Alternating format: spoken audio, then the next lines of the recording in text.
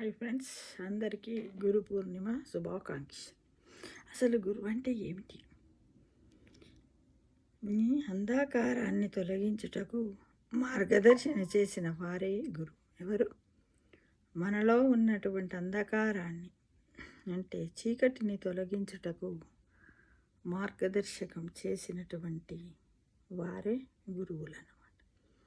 నిన్ను ఎవరు నమ్మినా నమ్మకపోయినా ఇబ్బంది పడకు.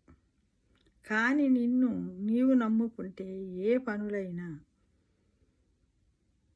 చేయలేవు. నీవు నమ్ముకుంటే నువ్వు నమ్ముకుంటే ఏ పనులైనా చేయగలవు. కానీ నువ్వు నమ్ముకోకపోతే మాత్రము ఏ కార్యాలను కూడా సాధించలేవు మిత్రము. విజయం సాధిస్తాను అని నీ నమ్మకమే నిన్ను గెలిపిస్తుంది. ఏంటి? నీలో ఉన్నటువంటి అంధకారాన్ని తొలగించుటకు మార్గదర్శన చేసిన వారే గురువులు ఉన్నారు. మనకు చదువు చెప్పిన గురువులు, విద్యాబుద్ధులు చెప్పిన గురువులు ఉన్నారు.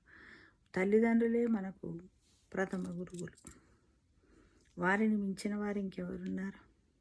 మనం ఏదైనా పని చేయాలని అనుకున్నప్పుడు కూడా మనము మన తల్లిదండ్రులనే మార్గదర్శకంగా తీసుకోవచ్చు మిత్రమా. ఎందుకంటే వాళ్ళు ఏ పనుల్లో చేస్తే ఎలా అయ్యింది, మరి ఏ పనులను చేయడం వల్ల ఇబ్బంది పడ్డారు, ఏ పనులను చేయకపోవడం వల్ల వాళ్ళు సంతోషంగా ఉండగలిగారు, ఎలా అభివృద్ధి సాధించారు, వాళ్ళు ఎలా మనని చిన్నప్పటి నుంచి అంటే మన బుద్ధి తెలిసినప్పటి నుంచి కూడా మన ఒక క్రమశిక్షణ, ఒక పద్ధతిలో సమయాన్ని ఎలా వాడుకున్నారు, మాటను ఎలా వాడుకున్నారు, మర్యాదను ఎలా వాడుకున్నారు, నైతిక విలువలు మన సొసైటీకి గౌరవంలో, సంఘంలో, సమాజంలో గౌరవంగా ఉండాలంటే ఆ నైతిక విలువలన్నింటిని వారు ఎలా పాటించారు, బంధువులతో బంధుత్వాన్ని ఎలా అమలుపరిచారు, ఉమ్మడి కుటుంబాలలో ఎలా ఉన్నారు, అన్నదమ్ముల పట్ల, అక్క చెల్లెళ్ళ పట్ల కదా.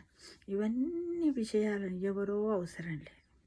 మనకు ఏదైనా పని చేయాలన్నప్పుడు మన తల్లిదండ్రులు బ్రతికి ఉంటే వాళ్ళ సలహాను తీసుకోండి మిత్రమా.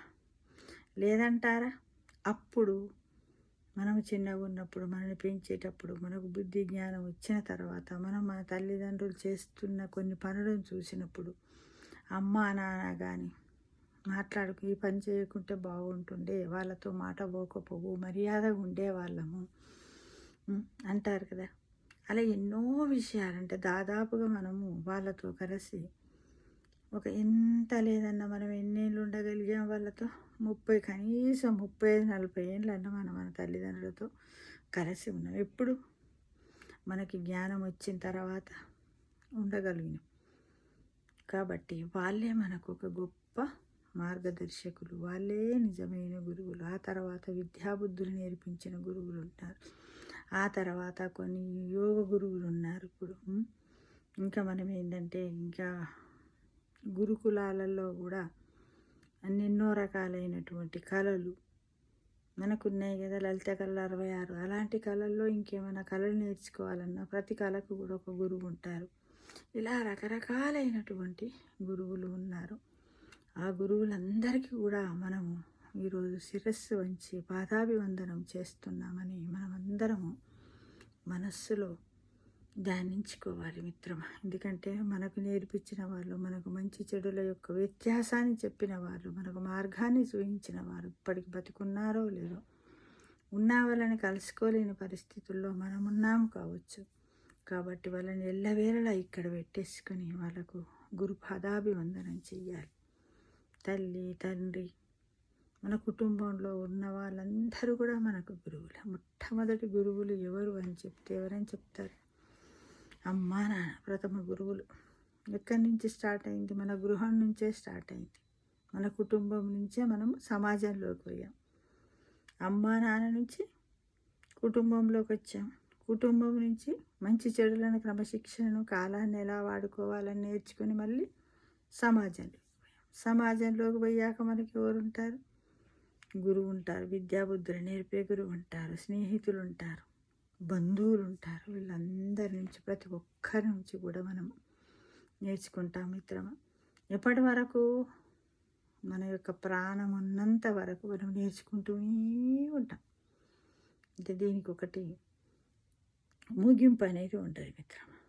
ఆల్వేస్ లెర్నింగ్, ఎప్పటికీ నేర్చుకుంటూనే ఉంటారు. రోజు ఒక కొత్త పాఠమే మన జీవితం లోపల. బ్రతికున్నంత కాలము రోజు ఒక గొప్ప పాఠం అని రోజు అని అనుకుంటాం, కానీ అలా కాదు. ప్రతి నిమిషం, ప్రతి సెకండు, ప్రతి గంట, ప్రతిరోజు కూడా రకరకాలైనటువంటి అనుభవాలు వస్తూ ఉంటాయి. రకరకాలైనటువంటి విషయాలను కూడా మనం తెలుసుకోవడానికి ప్రతి ఒక్కరం కూడా ముందుండాలి మిత్రమా. ఎందుకంటే మనము నేర్చుకునే ఇంత అంతా ఏ పాఠ్య పుస్తకాలలో ఉండదు. ఆ పాఠ్య పుస్తకాలలో కూడా ఉండేది ఏంటిది? ఎవరన్నా మంచి ఇప్పుడు ఉన్నారనుకోండి, ఇప్పుడు ఏపీజే అబ్దుల్ కలాం గారు ఉన్నారు, వింగ్స్ ఆఫ్ ఫైర్ రాశారు. రవీంద్రనాథ్ ఠాగూర్ అది రాశారు మనకి. అలాంటి వాళ్ళ పుస్తకాలను చదివి వాళ్ళ యొక్క జీవిత చరిత్రలే కదా అక్కడ కూడా వాళ్ళే.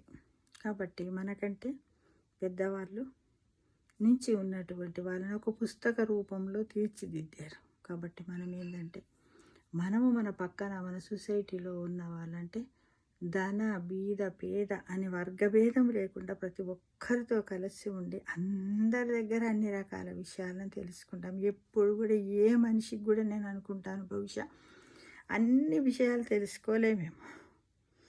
మనం మోక్షానికి వెళ్ళేలో అన్ని విషయాలు తెలుసుకుంటామని నాకైతే నమ్మకం. ఎందుకంటే మనకు తెలియని అనంతం ఉన్నది, తెలిసింది ఎంతుంది? ఇసుకరేణి అంతుంది కదా. ఒక మహాసముద్రం మనకు తెలియని ఎన్నో ఉన్నాయి కదా. ఒక పొద్దున్నే ఉద్యోగం చదువుకోవడం, ఉద్యోగం చేయడము, తినడము, మళ్ళీ ఇలానే కాదు, పిల్లలను పెంచడం, కానీ ఎన్నో ఉన్నాయి. ఆధ్యాత్మికంగా ఉన్నాయి, ఎన్నో రకాలుగా ఉన్నాయి మిత్రమా. చాలా పెద్ద మహాసముద్రంలో మనం ఇసుకరేణువంత నేర్చుకునేటప్పటికే మన సమయం అయిపోతుంది. మనం ఎక్కడికి వచ్చామో అక్కడికి మనని తీసుకెళ్ళిపోతాడు పరమాత్మ కదా. అంతే అంటారా కాదా చెప్పండి మిత్రమా? నేనైతే అంతే అంటాను. అందుకోసము మాకు అన్నీ నేర్పినటువంటి గురువులందరికీ వాళ్ళ స్థానాన్ని కూడా ఇక్కడ పెట్టుకుంటూ తల వంచి వాళ్ళకి పాదాభివందనం చేస్తున్నా. ప్రతి ఒక్కరికి కూడా గురు పూర్ణిమ శుభాకాంక్షలు తెలియజేస్తున్నా మిత్రమా. ఎందుకంటే దీన్నే కదా వాల్మీకి జయంతి అని కూడా అంటారు కదా. ఈ విధంగా ప్రతి ఒక్కరం కూడా గురు పౌర్ణమి రోజని కాకుండా ప్రతిరోజు ఎవరో ఒకరిని మనం స్మరించుకుంటూ ఉండాల్సింది. చదువుకున్నప్పుడు మనకు నచ్చిన ఉపాధ్యాయులు ఉంటారు, ఎన్నో నేర్పుతారు, మనం ఏమీ నేర్చుకో. టబుల రస ఆ రకంగా మనము అరిస్టాటిల్ చెప్తారు కదా, మనిషి పుట్టినప్పుడు టబుల రస అంటే ఏమి రాయని పలక లాగా మనం పుడతాం. పుట్టిన తర్వాతనే నీటిని ఫీడ్ చేసుకుంటూ ఈ ఏజ్కి వచ్చేస్తాం, అన్నీ సాధిద్దాం. అన్ని అనుభవాలు కూడా ఉంటాయి, రకరకాల అనుభవాలు ఉంటాయి. కష్టాలు సుఖాలు రాత్రింబగళ్ళలా కలిసి వెన్నంటి మనల్ని ఉంటూనే ఉంటాయి. కొన్ని సంతోషం కలిగిస్తాయి, కొన్ని బాధను కలిగిస్తాయి, కానీ ఆ రెండింటి యొక్క మిళితమే మనకు మహానందాన్ని కలిగిస్తుందని గ్రహించు మిత్రమా. సర్వే జనా సుఖినో భవంతు.